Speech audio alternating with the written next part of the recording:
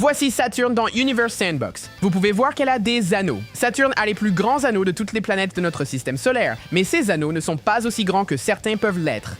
Ce titre revient à J1407b, également connu sous le nom de Super Saturne ou le Seigneur des Anneaux. Aujourd'hui, nous allons donner à Saturne les anneaux de J1407b et nous allons également réaliser plusieurs suggestions que vous m'avez données dans les commentaires et sur mon serveur Discord. Si vous souhaitez laisser une suggestion pour la prochaine vidéo, assurez-vous d'utiliser le mot suggestion dans votre commentaire. Alors, commençons avec Saturne. 120 millions de kilomètres de large. C'est la taille à laquelle les anneaux s'étendent. D'accord, donc nous allons ajouter ça à Saturne maintenant. Donc nous allons aller aux anneaux, puis ajuster nos paramètres d'anneaux et régler notre rayon extérieur. Nous allons faire le nombre de particules. Nous allons mettre au maximum parce que les anneaux seront tellement grands. Rayon extérieur, 120 millions. 0,00000K. Et si nous cliquons sur ajouter un anneau, d'accord, le jeu a commencé à ralentir. Vous ne pouvez pas le voir très bien lorsque vous êtes zoomé, mais vous pouvez commencer à les voir. Mais une fois que vous dézoomez, vous pourrez le voir beaucoup plus. C'est ainsi que les anneaux de J1407b seraient sur Saturne. C'est fou. Pour donner une idée de l'échelle, regarde ça. Voici la distance entre Jupiter et Saturne. Ce n'est pas beaucoup plus loin. C'est tellement fou. Voyons voir si nous allons sur Terre. À quelle distance comme... D'accord, je vais aller sur Terre et ensuite regarder Saturne depuis la Terre. Regardez ça. Donc, si vous atterrissez sur Terre, ce n'est pas super réaliste, mais si nous atterrissons sur Terre et ensuite levons les yeux vers notre ciel nocturne, c'est Saturne. C'est à quoi ça ressemblerait. Vous seriez totalement capable de voir les anneaux à l'œil nu depuis la Terre très facilement. Ce serait fou. Oh, le jeu est tellement lent. D'accord, je vais effacer toutes les particules en même temps et juste regarder la différence de frame. D'accord. Donc, je vais lancer la simulation aussi vite que possible. Elle ne me laisse le faire qu'à environ 1 jour par seconde. Alors, regardez le taux de rafraîchissement. C'est très bas et ensuite, nous utilisons CTRL-D pour tout effacer. Et wow, oh. D'accord, le taux de rafraîchissement est revenu. D'accord, c'est Saturne avec les anneaux de J1407b. D'accord, notre prochaine suggestion vient de mon serveur Discord. Il dit de rendre la Terre inhabitable et la Lune habitable. Alors, nous allons rendre la Terre inhabitable et terraformer la Lune. D'accord, voici la Terre. Oh, nous allons très vite. Voici la Terre et puis la Lune juste ici. Commençons donc par rendre la Terre inhabitable. Alors, je pense que nous devrions essayer de rendre la Terre comme la Lune. D'abord, la Lune n'a pas d'atmosphère. Alors, commençons par enlever l'atmosphère de la Terre. Masque d'atmosphère, 0. D'accord, cela va déjà tuer presque toute la vie sur Terre. La Lune n'a pas non plus d'eau. Donc, commençons par vider les océans et ensuite éliminons toute la glace aussi. Regardez ça. D'accord, ça a l'air beaucoup plus triste. La Lune a un tas de petits cratères. Alors, lançons-lui quelques astéroïdes pour essayer d'obtenir quelques cratères ici. Obtenez quelques cratères ici. Oh oui, regarde ça. D'accord, on va avoir besoin de beaucoup de ça. Je pense que ça va vraiment donner à la Terre l'apparence de la Lune. Il faut en mettre tout autour de la Terre. Donc maintenant, il n'y a plus d'atmosphère pour empêcher ceux-ci de venir. D'accord, c'est probablement bien avec les astéroïdes. Aussi, la Lune est plus grise. Celle-ci est plus marron, donc nous pouvons en fait aller au visuel et changer la couleur. Rends-le plus gris. Regarde ça. D'accord, ça ressemble beaucoup à la Lune en fait. Vérifions notre chance de survie. 0%. Je considérerais cela comme un succès, une terraforming réussie de la Terre. Maintenant, nous devons terraformer la Lune et la Lune restera toujours en orbite autour de la Terre. Donc, dans Universe Sandbox, pour que l'eau reste sur de petits objets, il faut ajouter un peu d'hydrogène. Cela fonctionnera comme ça. Sinon, l'eau s'envolera tout simplement dans l'espace. Alors, nous allons commencer par ajouter de l'eau à la Lune. Cela remplira beaucoup de ces cratères. Ça a l'air vraiment cool.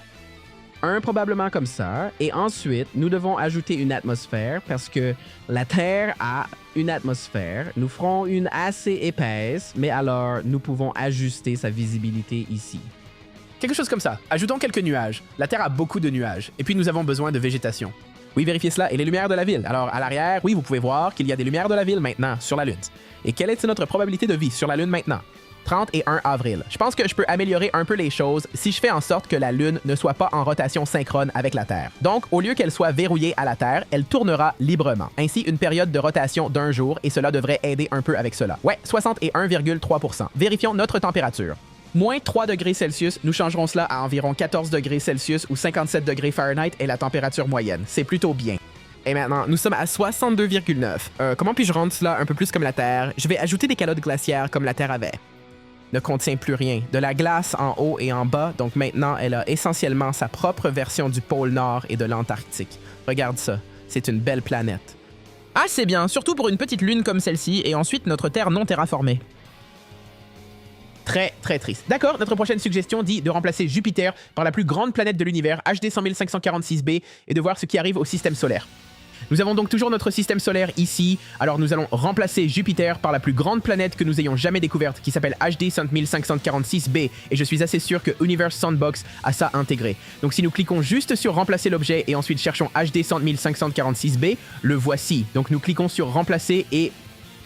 D'accord, il fait super chaud car c'est presque sur le point de devenir une étoile, mais voyons si cela affecte le système solaire d'une manière ou d'une autre parce que la masse est environ 17 fois plus grande que Jupiter. Donc on verra si quelque chose change. Pas vraiment. Je pense que cela pourrait avoir attiré certains de ces astéroïdes plus loin qu'ils ne l'étaient. Oh, on dirait que l'orbite de Saturne est en fait attirée. Vous pouvez voir sa trace. Alors, nous avançons à 4,25 ans par seconde. D'accord, ça fait environ 1000 ans et il ne semble pas que grand-chose se soit passé, donc je vais en fait changer sa masse et la rendre 10 fois plus grande qu'elle ne l'est maintenant. Cela pourrait se transformer en étoile. Oui, une petite étoile. Voyons si quelque chose se passe maintenant. Oh oui, regarde. Saturne et Neptune, leurs orbites sont complètement brisées maintenant. Uranus a été éjecté du système solaire entier, mais je pense que les planètes intérieures vont bien. Oh non, Mars, regarde Mars. Et la Lune n'est plus sur Terre, notre Lune terraformée. Mais je pense que c'est pas grave, parce qu'elle est toujours à côté du Soleil. Mais c'est ce qui arriverait si nous avions une planète 10 fois plus grande que la plus grande planète de notre système solaire. D'accord.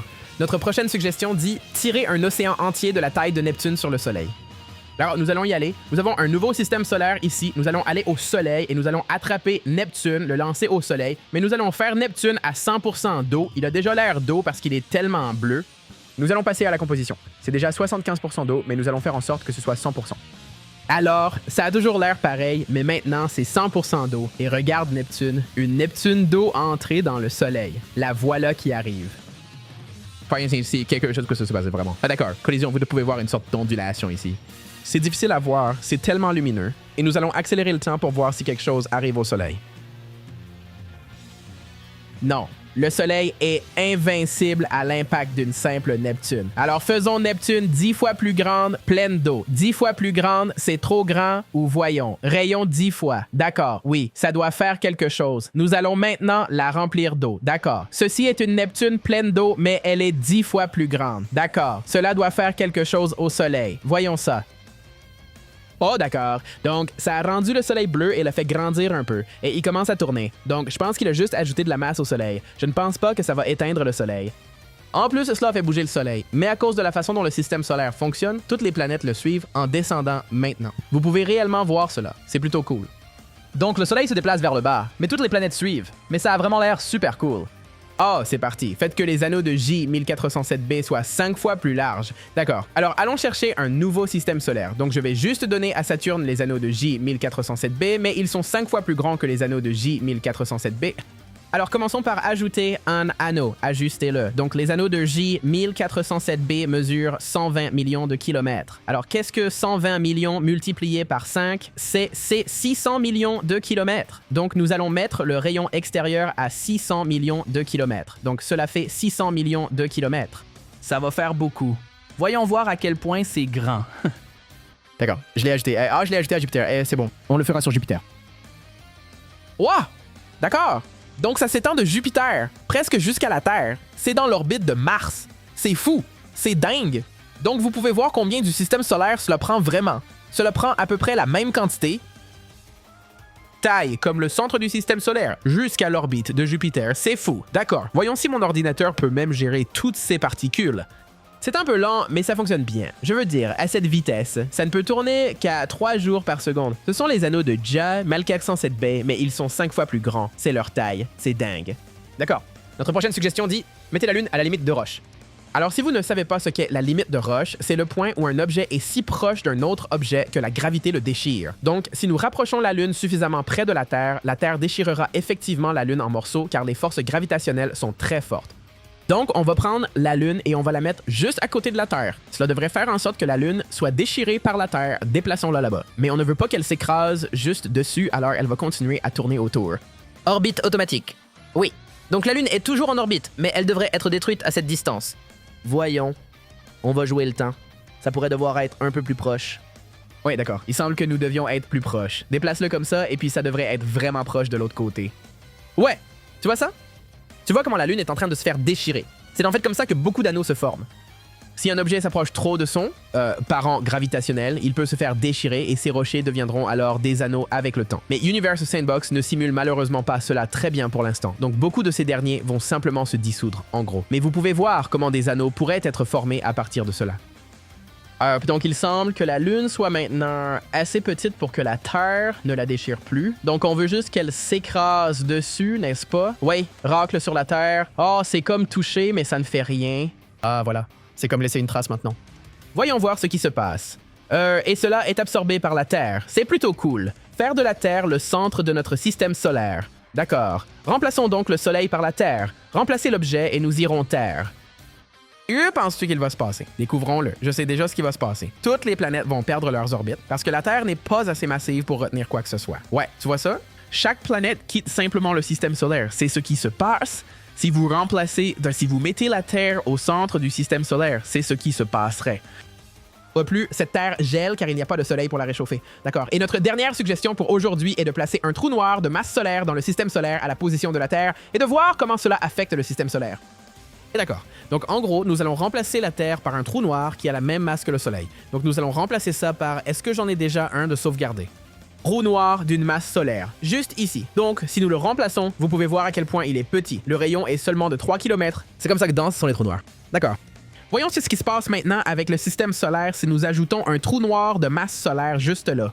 Oh, Mercure et le Soleil sont entraînés et cela attire le Soleil. Cela attire vraiment tout. Ainsi, Mars se trouve dans une orbite très elliptique et serrée.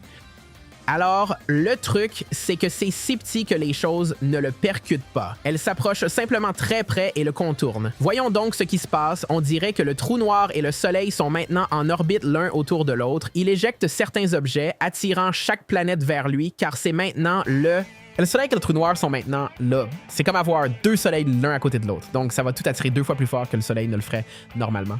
Presque rien ne reste en orbite autour de lui. Tout part. D'accord. Merci beaucoup d'avoir regardé cette vidéo. Encore une fois, si vous souhaitez laisser une suggestion, assurez-vous d'utiliser le mot suggestion, car lorsque je les recherche, je tape suggestion dans ma barre de recherche. Merci beaucoup de regarder. Rejoignez le serveur Discord si ce n'est pas déjà fait. Le lien est dans la description. À la prochaine!